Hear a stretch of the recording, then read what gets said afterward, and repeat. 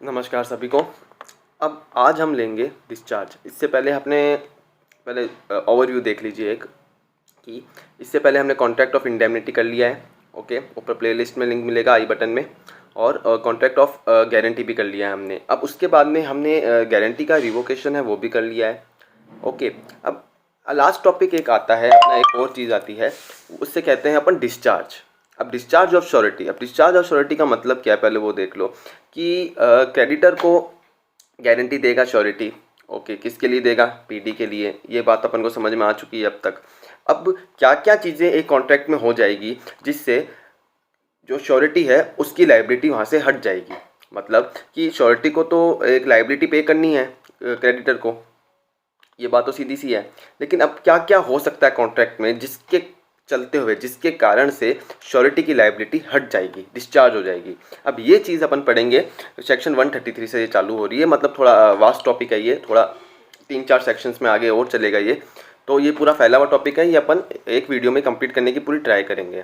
तो आपने अभी तक चैनल सब्सक्राइब नहीं करा तो सब्सक्राइब करिए, लाइक करिए, वही चैनल का प्रमोशन। और इंट्रो के साथ में चालू करते हैं।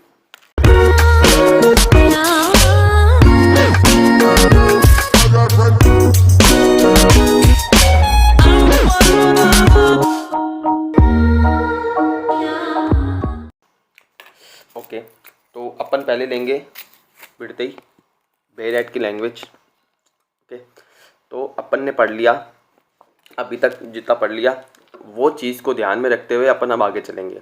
ओके, तो पहले वाली चीज़ आपने नहीं पढ़ी है तो आई बटन में उसका लिंक बनेगा, तो एक बार प्लीज़ वो पढ़ना पड़ेगा आपको, नहीं तो नहीं समझ में आने वाला।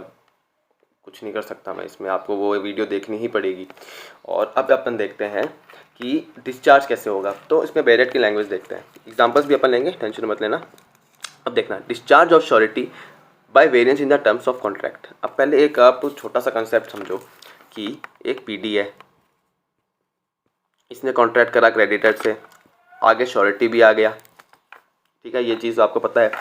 अब इसके बाद में अगर जो पीडी और क्रेडिटर है उसका तो पहला कॉन्ट्रैक्ट होता है, अपन चीज़ पढ़ी हुई है, ये दूसरा, ये तीसरा, 3 कॉन्ट्रैक्ट होता है ना गारंटी में।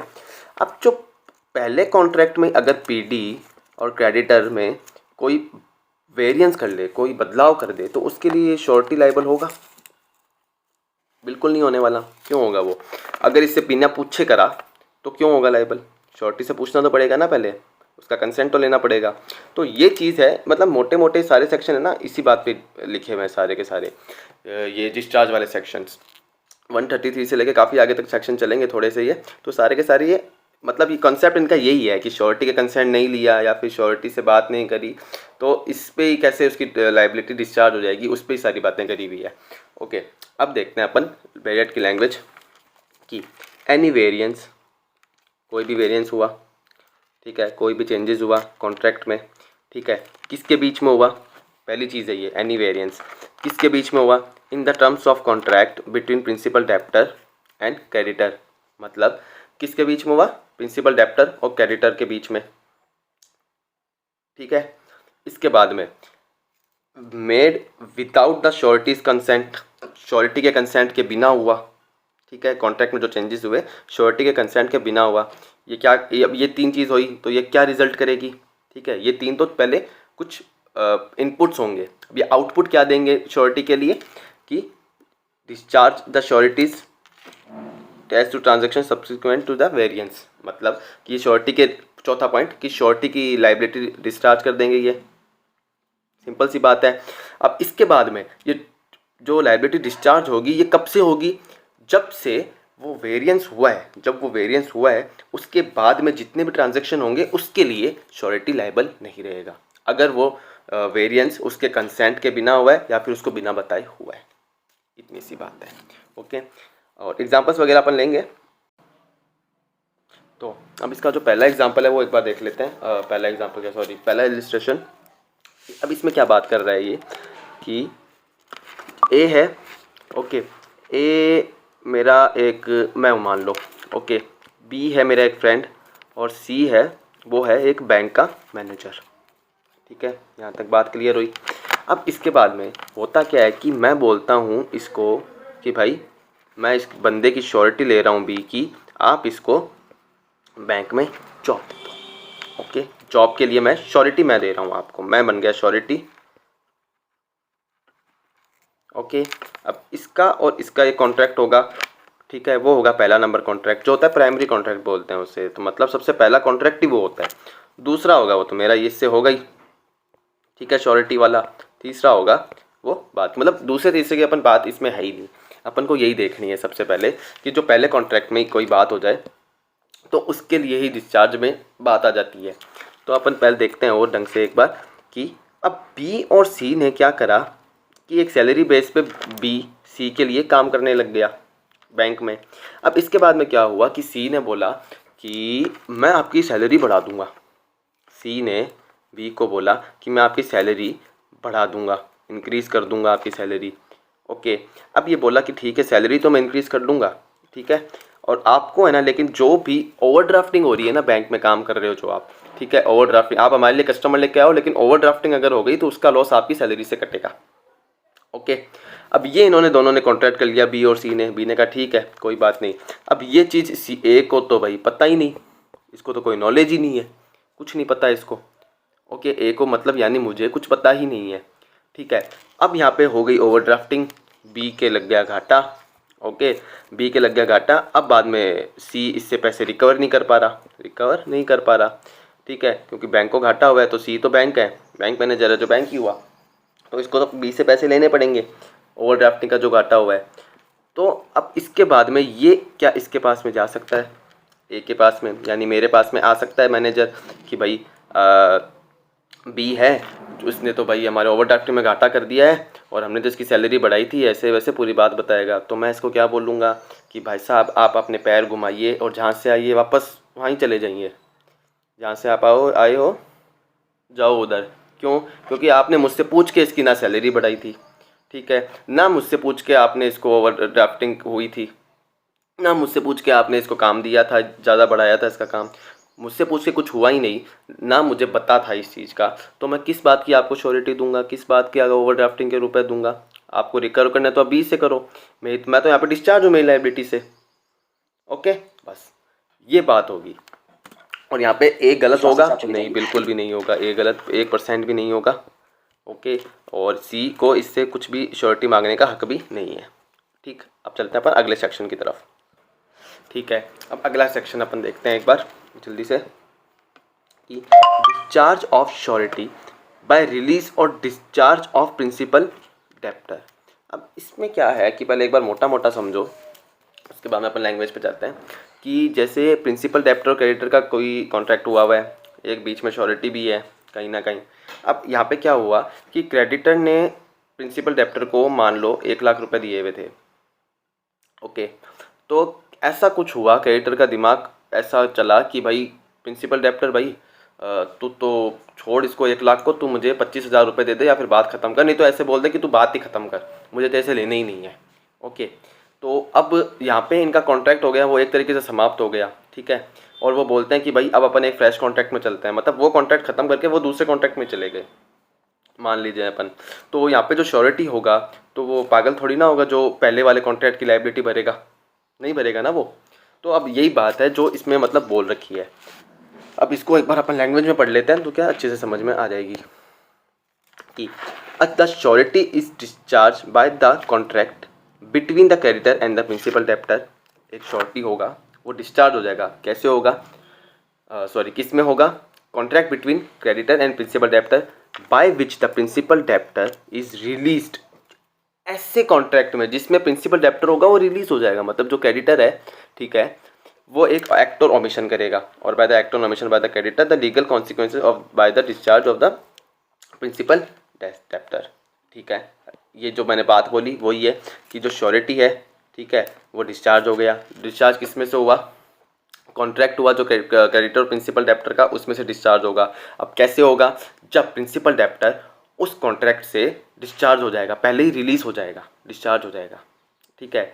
किससे, जो क्रेडिटर होगा वो कोई एक्ट और ओमिशन करेगा, उससे वो जो पीडी है, प्रिंसिपल डेप्टर है, वो रिलीज हो जाएगा उस कॉन्ट्रैक्ट से, ओके, तो उसके बाद में जो श्योरिटी होगी उसकी लायबिलिटी बनेगी कि अगर वो पास्ट को कॉन्ट्रैक्ट हुआ होगा या फिर उस कॉन्ट्रैक्ट में जिससे वो प्री डिस्चार्ज हो चुका है, रिलीज़ हो चुका है, तो उसकी वो लायबिलिटी भरे, नहीं भरेगा वो पागल नहीं है। ठीक है, तो बस इसमें यही बात दे रखी थी। अब इसके बाद में इसका भी एक इलिस्ट्रेशन है, ये वाला सी वाला बिल्डर वाला, ये अपन एक बार एग्जांपल में देख लेते हैं। तो अपन अब एग्जांपल ले लेते हैं इसका कि ए, बी और सी। ओके, ए है एक बिल्डर, ठीक है, घर बनाने का काम करता है, वो बिल्डिंग बनाने का काम करता है, जो भी है, मान लो बिल्डर है वो एक।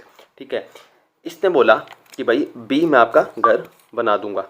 ओके, तो यहाँ पे बी ने बोला कि भाई घर तो तू बना देगा मेरा, लेकिन सारा भी मटेरियल होगा ना, जितना भी सीमेंट, ईंटें, कंक्रीट और मतलब जितनी भी चीज़ें होगी, पत्थर, चूना मिट्टी जो भी होगी, वो मैं आपको प्रोवाइड कराऊंगा। मतलब जितना भी सामान होगा ना घर बनाने के लिए, वो आपको मैं खुद दूंगा, मेरे को आप पे भरोसा नहीं है।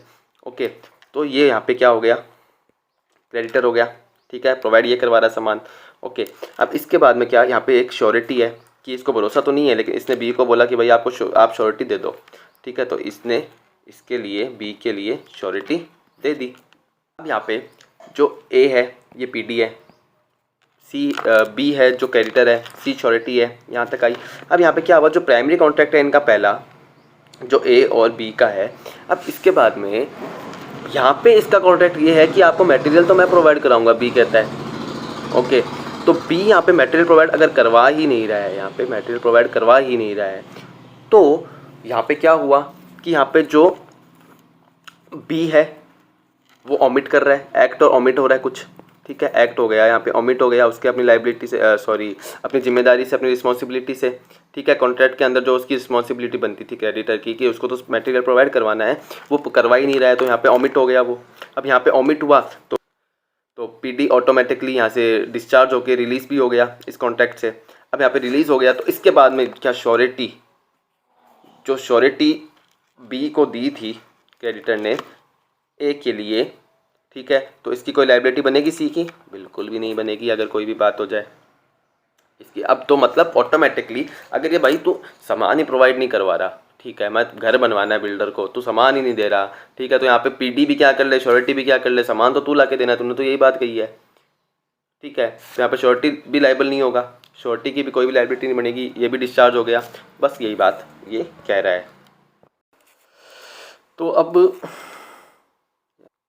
पढ़ते हैं section 135।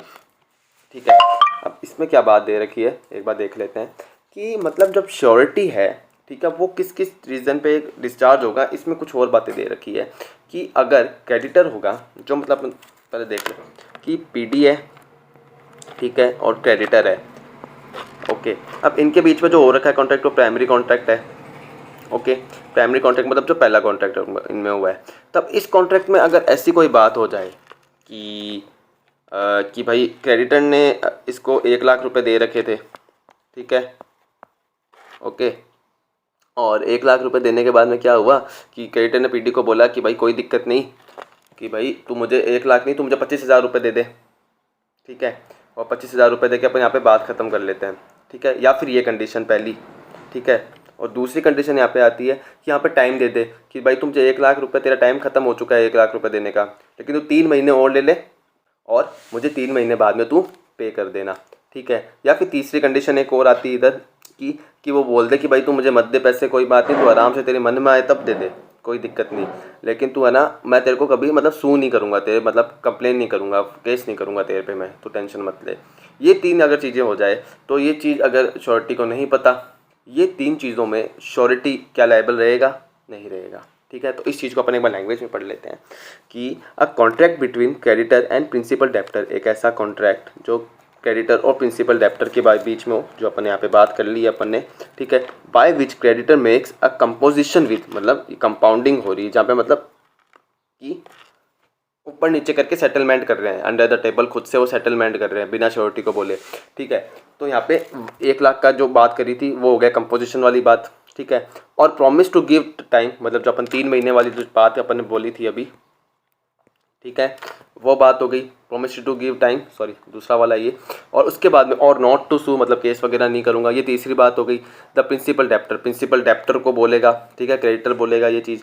Discharges the surety unless the surety असेस टू सच कॉन्ट्रैक्ट, जब तक श्योरिटी ऐसे कॉन्ट्रैक्ट के बीच में अटैच नहीं हुआ, असेंट नहीं हुआ हुआ है, मतलब ये अगर ये तीनों चीज़ें अगर हो रही है, ठीक है, और पीटी क्रेडिटर बिना बताए कर रहे हैं, ठीक है, अंडर द टेबल, मतलब खुद से ही वो कर रहे हैं ये चीज़ें और श्योरिटी को बता ही नहीं रहे हैं, तो इस चीज़ में श्योरिटी लायबिलिटी से डिस्चार्ज हो जाएगा।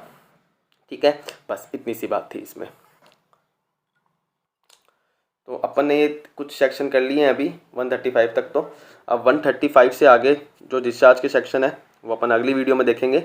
और इससे पहले कि जितने भी सामान है ना वीडियो का, कॉन्ट्रैक्ट का जितना भी सामान है, ऊपर आई बटन में मिलेगा आपको उसका प्लेलिस्ट का लिंक। और सीआरपीसी की भी अभी चल रही है, उसको मैं जल्दी जल्दी और कंटिन्यू करूँगा वापस।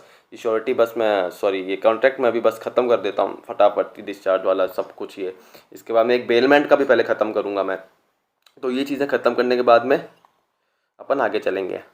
और सब्सक्राइब कर देना, लाइक कर देना, क्लासमेट्स के साथ शेयर कर देना, और हमारा कुछ फ़ायदा हो जाए। धन्यवाद।